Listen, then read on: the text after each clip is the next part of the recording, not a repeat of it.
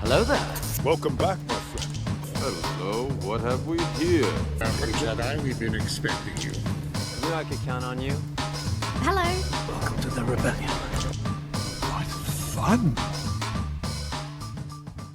What's up, everyone? Hybrid here, and today we are taking a look at the first of the new assortment of fan channel Black Series figures. I am so excited to get into these.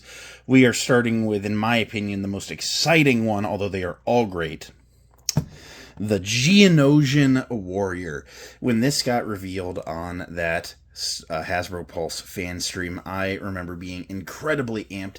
It is one of those underrepresented soldier types. You don't really see them outside of Attack of the Clones very much. Outside of that, you don't really spend a lot of time on Geonosis, other than the second battle of Geonosis in the Clone Wars. Other than that, Geonosis is kind of a video game location. So these guys don't have tremendous screen time, but they have important screen time in Attack of the Clones. And these guys very much complement that Geonosis battle droid that came out a few years ago. And I had a review up on that actually some years ago, and it was just my older format that I kind of fell out of love with, so I've taken all those old videos down. Maybe I should re-review that figure. It's very complimentary to this, in my opinion. Let me know in the comments below what you think. But let's dive into it. This is a super cool figure, and there's a ton going on. And here's our Geonosian still in the packaging. Let's take a quick look at said packaging. It is your standard Black Series box in the red Attack of the Clones flavoring. You have a Black Series logo. You have a giant window showing the figure and his many accessories off nicely. He's number 11 in the Attack of the Clones lineup. Geonosian Warrior, 4+ Hasbro. This side of the box features some cool artwork of him standing ahead of some Geonosian architecture in the back, and he is firing his blaster, his name at the bottom. Wraparound window, wraparound stripe, Black Series logo. Black Series logo. Zoom into that side art. A bio in 5 different languages. Pause and read whichever language best applies to you. Number 11 in the line once more. A bunch of legal stuff, barcode, legal stuff, and a hanger tab up top. Very standard action figure stuff. Let's go ahead and get him out of the box and take a closer look at this awesome looking guy. Alright, so initial impressions. I just have to say, this guy comes with a insane amount of accessories for a single packed figure. I look at all of this stuff going on around him, and I'm like, man, we are gosh darn lucky that they chose not to make him deluxe. And we will go through this figure, of course, and I will point out other things about the deco that make me think that. Something that I do believe, honestly, is that despite it being something that is army buildable, it's not for everyone. And if they had ever had the discussion of making it deluxe, it probably got shot down out of fear of people playing clearance chicken for the army buildability, or the army buildability of the character. So, anywho, let's go ahead and dive right in. So, the figure comes out of the box in there are 2 modes for this figure. He has like a landed on the ground mode and a flight mode. So he comes with some accessories for the flight mode, but out of the box he is in landed mode. He comes with this flight stand, which we will demonstrate in a little bit. Very rare to get any sort of stand in the Black Series, and a flight stand is a very cool one. And then he comes with these swappable wings, which are very thick, and they are decoed to kind of look like a motion blur is going on as they are flapping. And that is just a really, really cool feature that Hasbro decided to do. I honestly truly believe them to be unnecessary, but who am I to complain about an additional accessory? We got everything that we need, and then more. That's never a bad thing. This guy comes with this really, really cool Geonosian blaster. It has some green decoing inside. And the sound designers for Attack of the Clones were working crazy work on this movie. The Jango Fett, Slave One, Seismic Charges, and the Geonosian blasters are some of my most favorite Star Wars noises. That they do as you're shooting them. I'll throw the effect in here somewhere. But, just a really, really cool feature. A very unique looking gun. Something that most other characters would struggle to carry. But looking at our Geonosian, he has a sculpted right hand that is meant for carrying it, but as you can see, it is a very large and loose grip. You just push it in his hand like so, and while the initial thought is he would hold it straight up, there's a lot of slop in there. It is secure, it's not going to fall out, but when you get them posed up, you can have them pointing that kind of forward. Get that other hand, which has a much more relaxed grip. You get that spread kind of underneath of the gun, supporting it. And you can get him absolutely in some really cool gun shooting poses, if you will. So really, really cool.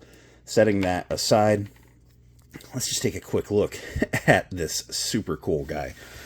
You know, Black Series, you know, some people like their sculpts, some people hate their sculpts. I think their likenesses have been better than ever with the photoreal, but the one thing that the majority of the people seem to agree on is going all the way back to day one, back in 2013, with figures like Greedo, is Black Series has always been very good at doing a nice alien sculpt, and that's something really cool about this wave of fan channel figures, is they are all aliens, but they're prequel aliens. Normally we do OT aliens, and I hope these sell better for being from a better trilogy, but these guys are just so cool. Look at that head sculpt with those teeth poking out of his mouth and just that ugly bug face. It's all elongated. He's got the squinty eyes. He is very skeletal, but he has very insectoid-looking things with... Oh, I'm totally blanking. It has been a long time since I've done biology, but, you know, like the armor plating, you know, built into the skin, and, it's what, exoskeleton? Ha! I remembered an 8th grade word. There we go. But very, very cool stuff going on. And the articulation, you know, we will get to it as we get into the articulation segment. But as you look through, you might start to notice things that, you know, yep, there's hinges, and you have a lot more articulation on this guy than a standard Black Series figure, just because, you know, of the anatomy of the character. They have to put joints, you know, in places that humans just don't bend. So it's definitely a more creative challenge, but that's never a bad thing. His armor is kind of in a pearl gold. It's similar to that silver plastic that they were using on Lord Starkiller and Jango Fett, except this time it is in a gold, and I don't mind that as opposed to it being painted. It looks very nice all the same. They've added the red paint for the gems, and then there is some brown paint on the plates there. And spinning him around back, again, he has a lot of paint going on, a lot of green on the limbs. You know, I don't know, truthfully, how accurate that is. My mind kind of remembers them all as being varying browns and tans and oranges. But I'm sure if they painted it green, there must be some green on the CG model. I was never, like, you know, the type to be like, oh man, let me take a close look at those Geonosians while watching, you know, Attack of the Clones. I was like, oh yeah, there's bug guys, they're separatists, that makes sense. Okay. Like, I was just here for it, you know. But looking around back, as mentioned earlier, you have these beautiful looking wings, and they are very intricately done. They ball joint into the back of the figure, and then the outermost wing ball joints into the back of the bottommost wing, so you can get some great articulation. You can, in my opinion, the correct way to do it is to swivel them up, and then the smaller wings swivel down. I don't know if that is truly correct, but in my opinion it looks correct with the larger wings having a wider spread, and these wings look excellent. They look very much like a real earth bug type of wing. There is a translucency to them, but when you get to the edges, you do start to get some of that coloring. There is veining throughout them, you know, the wrinkling, you know, of the thin material that the wings are made of. Think about like, you know, like bee wings or fly wings. You know, they almost look plasticky in a way. You know, I don't know what, you know, biological material they use, but they look plasticky. They're a little bit wrinkled, you know, they're kind of clear, but there's coloring in them. They've done a great job doing this on the Geonosian Warrior. And I gotta say, as is, I would very much believe that this is a flight mode, you know, for the Geonosian Warrior. However, as mentioned, there are alternate wings. And as sacrilegious as it may sound, and potentially red flag sounding, after just mentioning all those bugs in their wings, to change the wings on these guys, you have to grab them and pull them off, just like a child might, you know, when capturing a fly, which is just a twisted thing. But we were talking about bugs. That's where my mind went. So I was never that kid. But popping the wings on like so, And then, again, we will reposition them similarly to how they were. You know, I don't know which option I like more. I think the other wings I like a little bit more because of that, like, pop of color they have going on. And these wings are, as I mentioned, thicker. There is a thickness to them, whereas the other wings are very flat.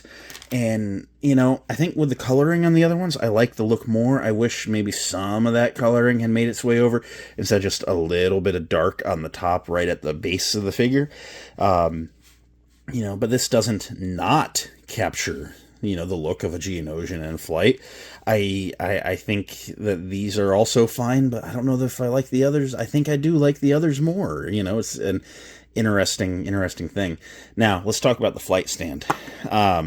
You know, there's no real way to beat around the bush on this. They went anatomically correct on the Geonosian figure, so you got to take the flight stand and pop it right into the butthole, and it is nice and hidden by that back armor plate, but once you get it in, and it is a snug fit, you know, but what are we even talking about at this point? I try to keep this family friendly, you know, but okay, there, it worked its way in.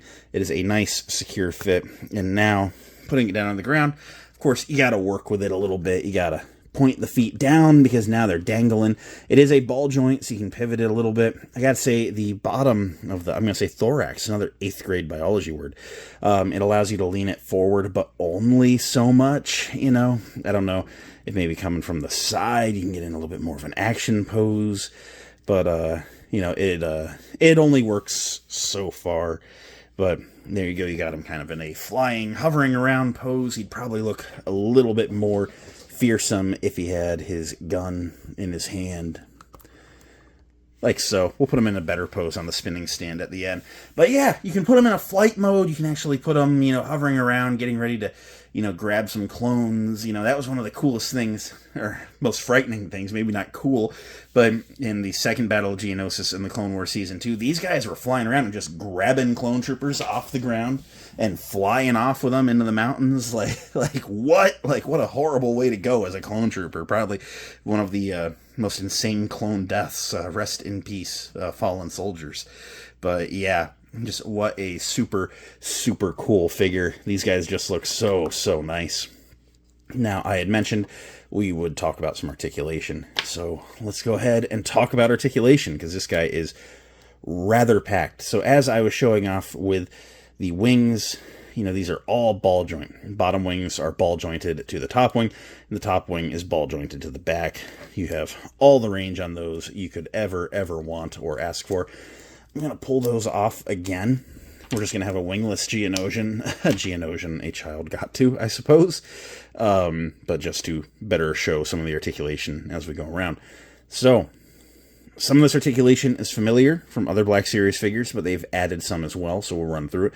He has the double neck system, where there is a ball joint at the top and the bottom of the neck, allowing him, he can only look up that far, but he has one of those kind of like dinosaur necks, where it goes up and comes down, so it's just what it is.